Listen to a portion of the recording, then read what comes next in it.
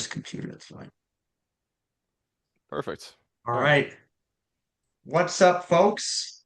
It is Beyond the Total Podcast, episode 2, featuring Ryan and Cole.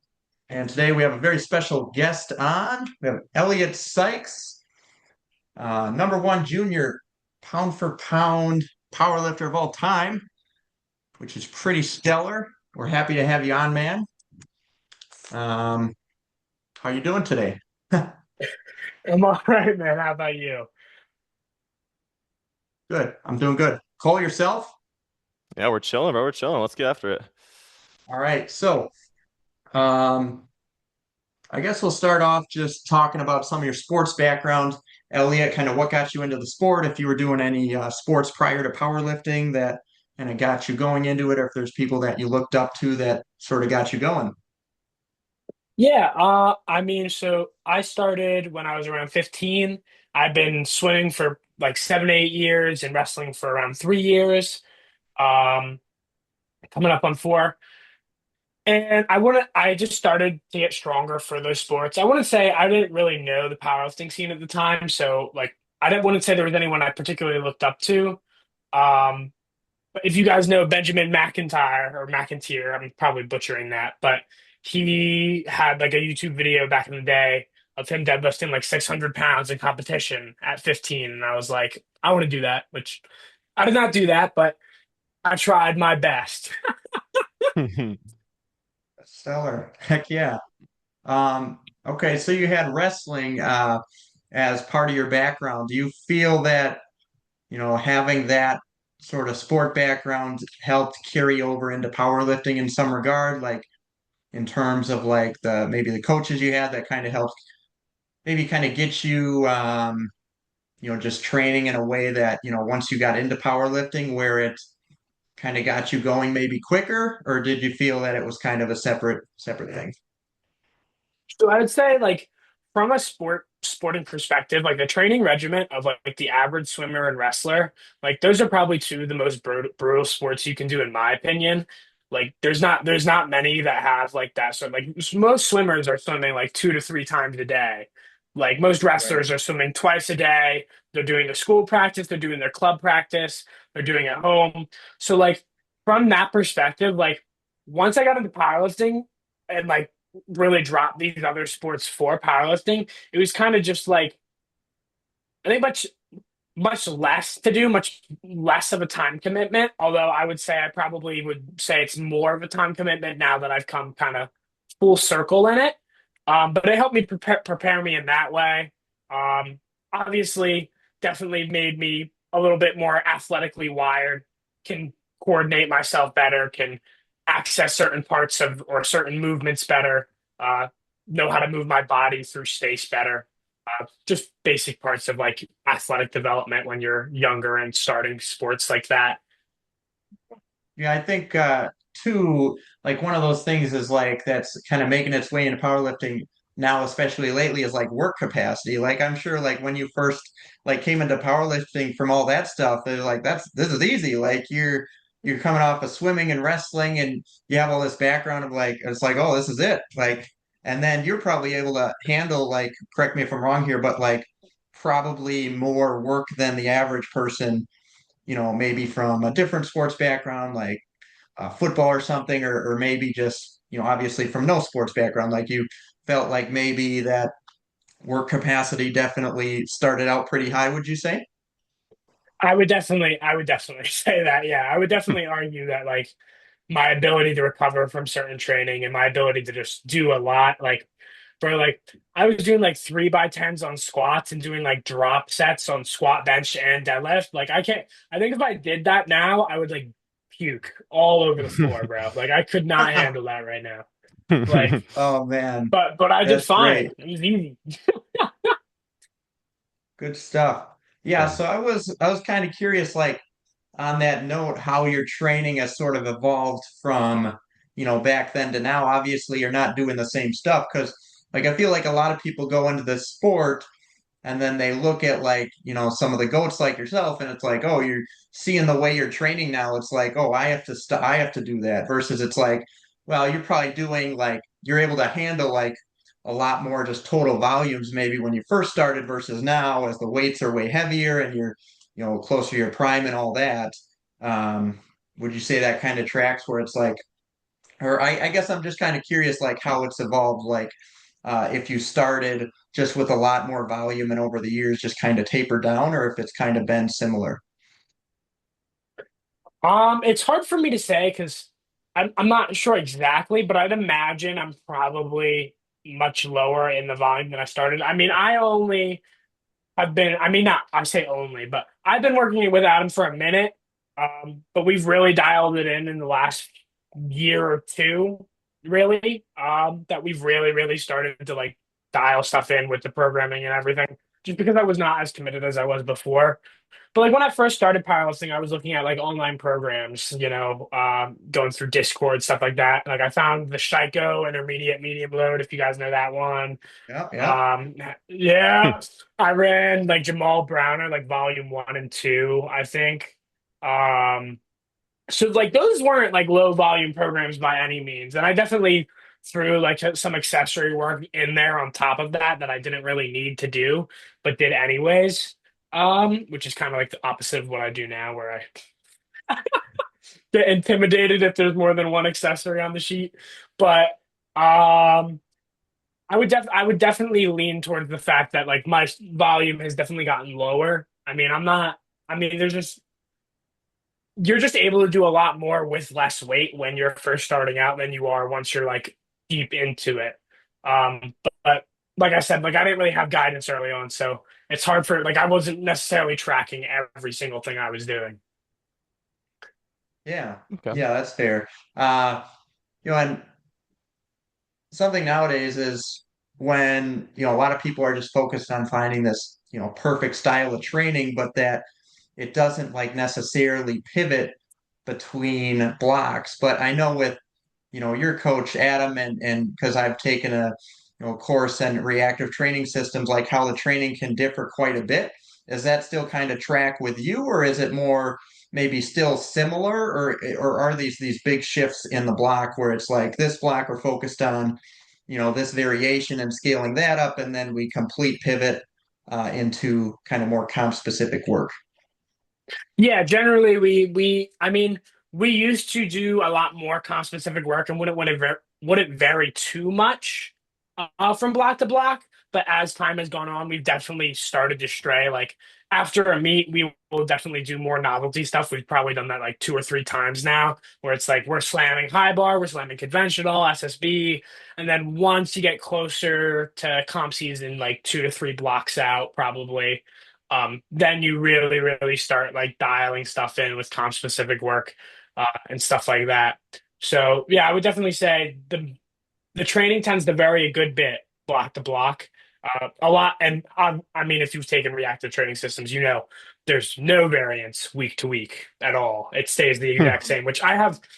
I coach that way, so explaining that to my athletes is so funny because it's just like, what do you mean? Like everything's the same. How do I get? What am I increasing then? It's like the load, bro. That's all you have to do. Just add a little Yes, bit of yes. weight. Yeah.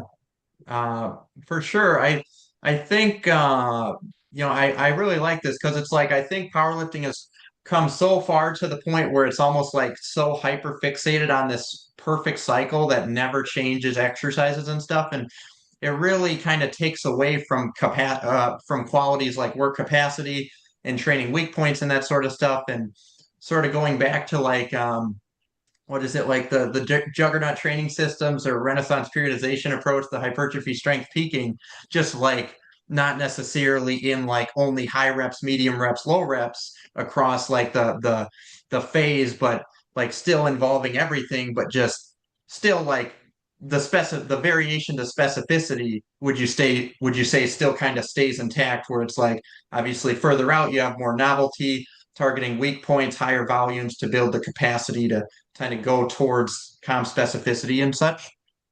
Yeah, absolutely. Definitely. Like I still am having specific variations, but they're going to get simpler and simpler. Like a pin squat versus a pause squat. Like effectively, they can train similar-ish qualities, right? You're dead stopping at the bottom of a squat. The pin squat is probably going to be less specific. You don't have to hold the tension as much as the pause Mhm. squat, because pause squat, it's all on you versus pin squats, it's resting on a safety, whatnot. Um, Plus pause squat, you can probably get deeper into the hole just based off of like, for me, I know my like safety or my power rack doesn't necessarily have a spot that hits me perfectly at depth. It's usually a little bit too high or a little bit too low. Um, so definitely gets more specific and more narrowed down as you get closer. Um, and yeah, I agree. The perfect microcycle, like definitely value to that. But I think another thing it does is it keeps you from really experimenting as much and finding Yes, out other yeah, things that work.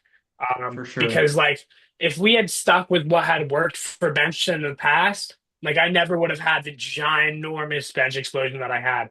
And Hmm. we're trying that stuff with deadlift now, and deadlift has been absolutely exploding as well.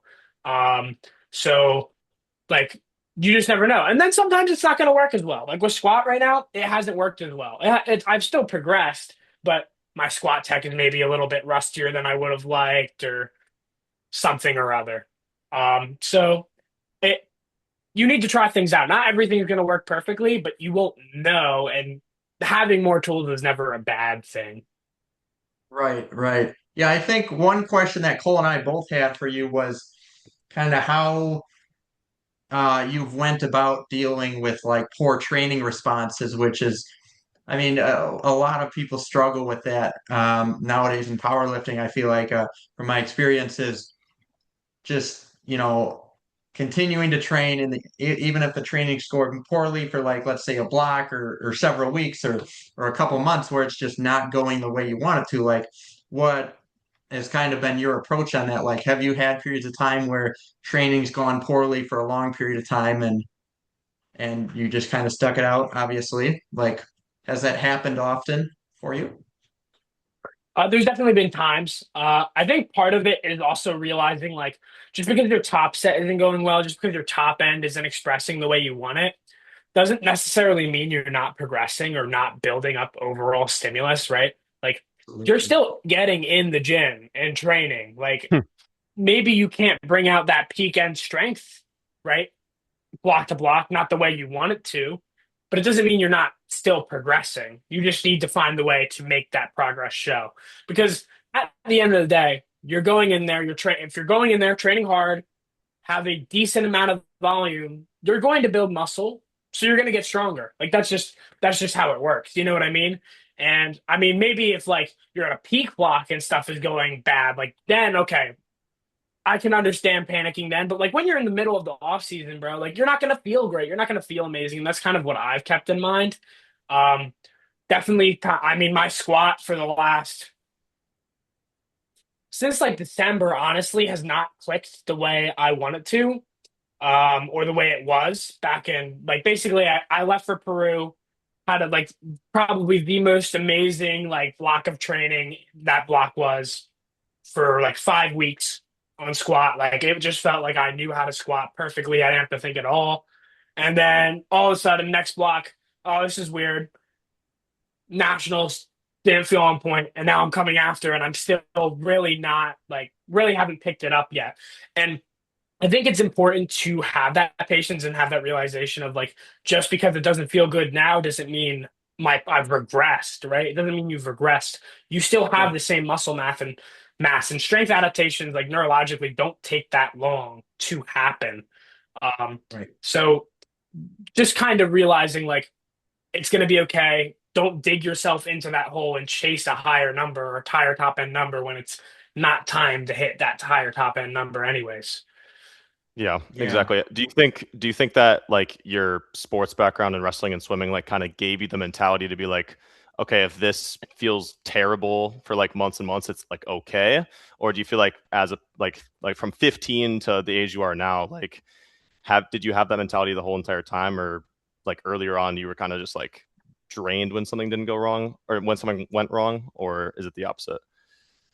I would definitely say it took me time to develop that skill. Like I would say with like lifting, like okay, swimming and wrestling are intense from like a training perspective, but they're not so in your face with the stats, right? Like you're going against somebody usually, or swimming, like you're not seeing your time every single time you swim a lap. You know what I mean? But when you load a weight on the bar and you lift it, well, you know exactly what you lifted and how hard it was. You know what I mean? Like that, and that's about as direct as you can get. So I think it's a lot harder in powerlifting in that way, which is why I think for some reason, man, like it's like the one sport where people like go in the gym and they're like, wow, I'm not PRing. This means this training cycle is useless. Right? Like Yeah. if you're like you don't have to in wrestling, you don't have to be beating a state champ every time you wrestle in practice, right? You don't have to be hitting like a crazy move every time you practice. You just have to go in, go through the motions, get it down, and also just get fit, right? Like I think it's just harder with powerlifting. It's so in your face. So it definitely took me time to really get that down. And load capping actually helped me a lot with that from my Love load coach. capping. One of my favorite things. Yeah, I would say too, like a lot of it for you, is it like the process itself versus outcome oriented? Would you say that it has a lot to do with it as well? Yeah, I mean, I definitely have my goals and I definitely chase my goals hard. For But like sure. the common theme I've noticed is whenever I try and change my training in any way to try and get to that goal, all it does is leave me off worse, right? Like that's just kind of true. No matter how bad you want something, no matter what you do, you can't make your decisions based off of that. Like to an extent you can, of course. But like you don't want to be taking numbers because no matter what, you're either strong enough or you're not, right? So taking a slightly heavier single isn't going to make you suddenly have an extra 5 or 10 kilos, right? Like you either have it or you don't at a certain point. Yeah. Yeah, that's fair.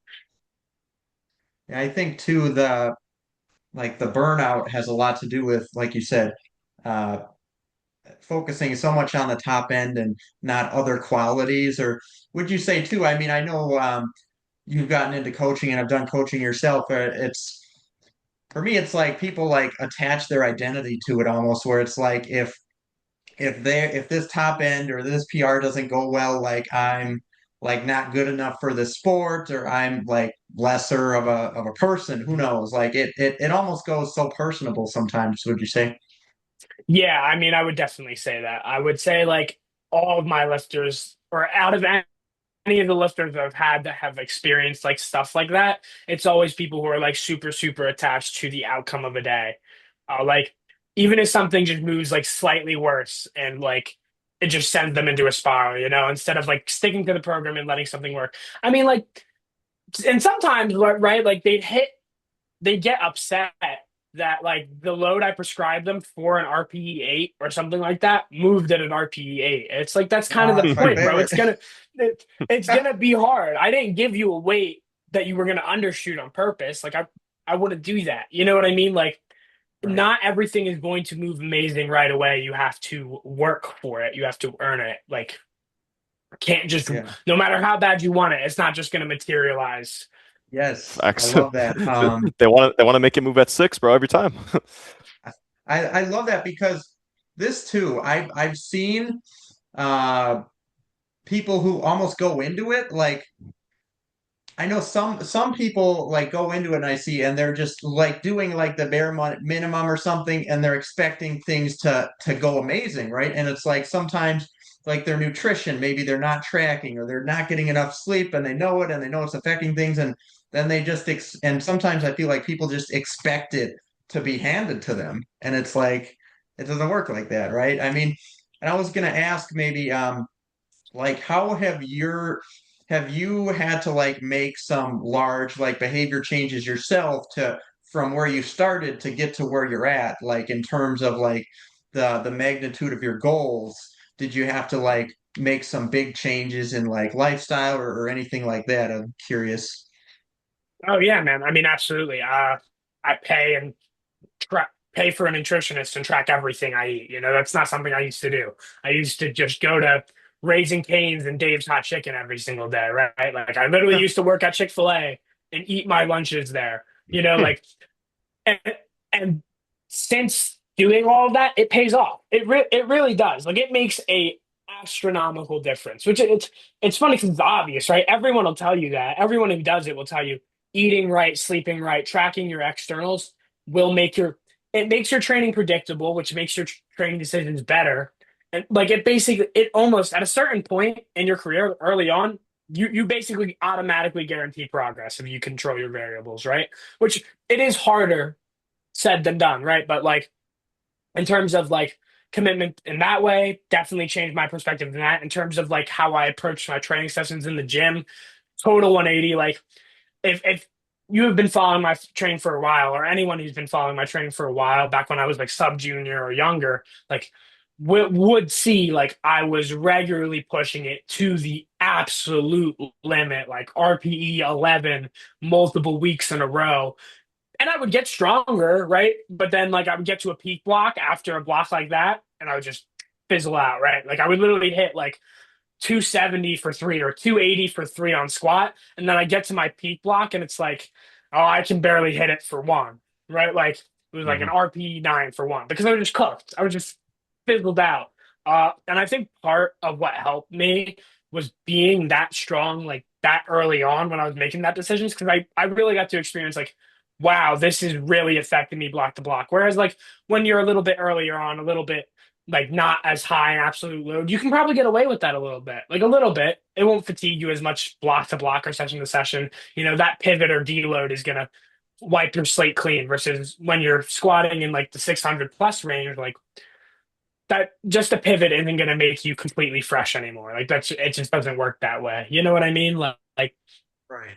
so yeah, Yeah. Yeah, definitely some changes. Yeah. exactly. Expecting like a full turnaround immediately versus like just knowing that it's going to be a bit better and over time, like that fatigue will start to taper a bit more. And as you approach that sort of peak, would you say, as you go through more Yeah, I pivots and mean that sort that, of stuff? and like even like the fact that you don't need absolute limit lifts to peak for the platform. Like truthfully, like there's almost no point. Like I got a 332.5 deadlift with like some room in the tank, I'd say, from a 310 single, and that was the heaviest weight I touched all off season, all even and in the peak. Before that, the heaviest I had touched was 300. Right, so like Yeah, you sometimes you just don't need don't it. need it. Yeah, Yeah, exactly. I was gonna ask, like, with the life balance and stuff like that. You're in college, right? yeah. Yeah. So I'm the president of a powerlifting club here in Milwaukee, and it's just like they kind of struggle with balancing, like, I guess, school and lifting. But do you think like there's been more dedication towards lifting, so more time put in, or do you like are you like really scheduled and like the calendar is locked in, and you're like, I'm gonna study at this time, I'm gonna lift at this time, and you never like make sure you skip a beat?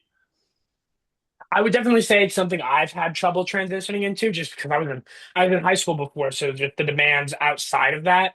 One, like the commute from high school to my house is much, it's maybe like 5, 10 minutes versus the commute to my college is like almost an hour, right? So like Ooh, there's okay. that. Yeah. Then you're going the same class multiple times. It's just random times, not as regimented, um, not as thorough set, right? No matter what day of the week it is, in high school, you're gonna have this time to this time, and that's it, right? Versus college, you have, well, this semester I have this, and this semester I have that. You know, it's just gonna vary a little Exactly. bit. So you have to be able to move your schedule around and have flexibility with that. And I think part of it is dedication for sure. But another part of it is having the tools and knowing what you need to do that, right? Like right now, I mean, I'm not in college or in class right now. I'm on summer break, but for like my work, because I also work, right? My hours have been shifted around because, some of my coworkers have wanted different hours because they are not in class anymore or because they're going on vacation, et cetera, et cetera. So my schedule shifted around, and now my primary squat and bench and deadlift are all in the morning, right? So what I focused on is making sure I carb up the day before and changing what I eat pre-lift to be a little bit less, feeling a little bit less satiety wise, because like if you bloat yourself before a lift, like at early morning, it's not gonna go well, bro. From experience, Exactly, it's not bro. gonna go well. Yeah, there's no point to do that. Yeah, for real. Okay, yeah, absolutely. Yeah. So just adjustments Yeah, throughout the journey. I like that carving up idea, but the day before, like extra bit, because then it kind of carries you through a bit better. Have you done like, certain days in that sense where you're, having to plan a lot more meticulously to where you do kind of have higher carb days, like the day before training, and then maybe in a period of rest days after that, it's a bit lower, or would you say it's been consistent?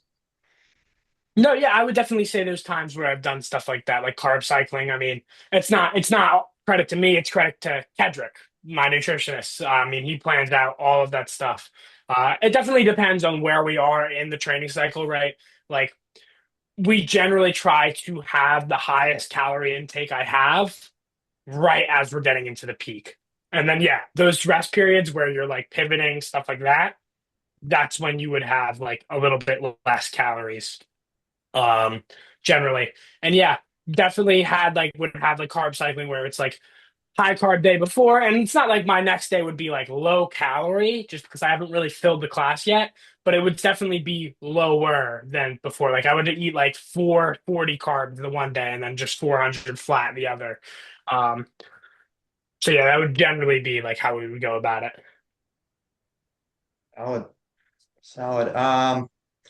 All right. I just had let's see, I had one more question about I guess one of my lifters was wondering if you have any additional recovery strategies that you use to recover from training that go beyond the norm of like sleep, nutrition, etc. If you do like chiropractic stuff or if you're like compression boots, I don't know, like anything that kind of goes beyond the norm. So I don't go to a chiropractor, but I have actually been in preventative, more preventative, definitely some stuff that pops up, but more preventative, physical therapy every single week for a year and a half straight now. So definitely, definitely been a huge factor in helping me recover or stay healthy in that way. Is just preventative exercises like that. It just helps me a ton. Like if I'm feeling beat up, I'll go to my guy and he'll just fix me right up. It is pretty impressive. I won't lie. I'm very fortunate to have somebody like that that I know. Amazing, amazing. All right. Cole, did you have any other questions? Dude, yeah, no, Sure. a year and a half straight is great. I mean, that's like the same kind of timeline as like nutrition and tracking and like everything else. So like kind of when you realize that you were gonna like I'm doing this shit, you were just like I'm Yeah. gonna do Yeah, PT, I'm all gonna do in. nutrition, like I'm all in. Yeah, for real. Exactly. Okay. Amazing. Yeah, it pretty much all hit me at once. Where I was like, I had like the worst meet of my career. It was like, I mean, I still PR'd my subtotal, but then I went 1 for 3 on deadlifts and like was this close to bombing out. And like it just, I didn't transfer over to the platform the way I wanted. Right. Like I had squatted 300 in training and I felt like it was snappy and then Hmm. barely got 305 on the platform. Had benched like 177.5 in training, barely benched 175, and it was just like not the day I wanted. It was my first time going down meet to meet, like my first like total regression meet to meet, and I was just like, this ain't gonna work. Yeah, This bro. ain't gonna work. Yeah, yeah. Yeah, no. I feel like people like newer lifters that have that type of experience, they just have a really bad meet. Like usually they don't really make that. They kind of just get drained from it. So that's definitely just all dedication probably and just being like, I'm gonna make this right versus being like, I'm over it. But yeah, I think it's like since you have one meet a year or two meets a year or whatever with powerlifting, it's different with like football or wrestling when you have like a meet or a competition every week and you're just like, I'll be back the next time, right? It's like they just get so drained. Yeah, absolutely. I mean, and it's sort of a thing where it's like you're only competing once or twice a year, like you said, like that's your showing. That's your show, especially when you got like eyes on you. Like that's really your showing. Like if you put up a total and it's just bad for the whole, like you have two bad meets in a year. Like look at, I mean, Bornstein's competed so many times this year, Yeah, bro, but like so he's many. had he's had what, three bad international meets now, and people are like, oh, he's washed. Like bro, what? Bro, what? No, he's just competed way, way too often, and he'll be back. But like, it's like when you have eyes on you, that's what people just see. That's your big performance, no matter what you've done in training. Like that's what matters. So, making the change is definitely, definitely you can't expect anything to change if you don't make the changes. Exactly, yeah. Do Yeah. you think Yeah, you like oh, my fault. Do you think you like do you not listen to a lot of the noise if you have like a poor performance or whatever? Like are you like more tapped into social media, or are you kind of just like disconnected from it, or is it a little bit of a balance? So there's definitely a balance. I definitely see a lot of the stuff people say. Like it kind of has started to bother me less, right? Because like listen, I'm a UFC fan, right? Like I watch these fighters and like watch their performances, and I'm like super invested into the sport as a whole. Like that's my sport that I really, really follow, right? And I see how people treat fighters like when they have like one good or bad fight, no matter what. Like Joshua Van went from the most loved to the most hated, and then he beat Tatsuya Taira, and then he was loved again. And it Yeah. was just like, it's just like people change their opinions so willy nilly, so quickly. So like don't concern yourself with what people are saying. You know what I mean? Like only you know the true circumstances of what happened, right? Only you know like what's gonna happen, right? Like I've heard a lot of people saying like, "Oh, you're always going to be second place. You'll never be top of 83. You'll never be top of 74." I had one guy tell me he doesn't think I'll even hit 870 at 74. Like, whatever, okay. Um, it- People just say stuff, man. I don't know why. I don't know what drives it, but like, just pay it no mind, bro, because you know your circumstances, right? And you don't have to prove them to anyone. And the time to prove them is when you get on that platform again. So don't waste your Exactly, bro. energy. right. Yeah, and sometimes too it would you say like having a bad performance sometimes like gets someone to lock in further? Like have you noticed with yourself or with some of your athletes where it's like sometimes it takes like a maybe a bad performance and then to get them to sort of realize their potential or that they do have like a lot of work to do. Yeah, man. I mean, I've had athletes do that. Um, I've had myself do that. Like with that meet I just talked about, locked me in way, way harder. Was way, way smarter with my training after. And with Open Nationals this year, I mean, I wouldn't say it's a bad meet because number two GL of all time on the men's side, right? But like it for my expectation for what I wanted from that meet, especially on the subtotal, like I was not satisfied, right? And it kind of took me, I had already kind of figured out the focus on the process part, but kind of a more in-depth vision of it and realizing like just because the process doesn't look the exact same from this time period and this time period doesn't mean it's not still working, right? There's different sections of your career that you're going to go through. It doesn't inherently mean that you're slowing down, right? Like I some people said it looked like I had slowed down because I didn't PR my squat by as much or by as easy, right? Or my bench didn't show up to the platform the same way it did in training, right? I didn't translate that over. But like, listen, 6 months, 20 kilo deadlift PR.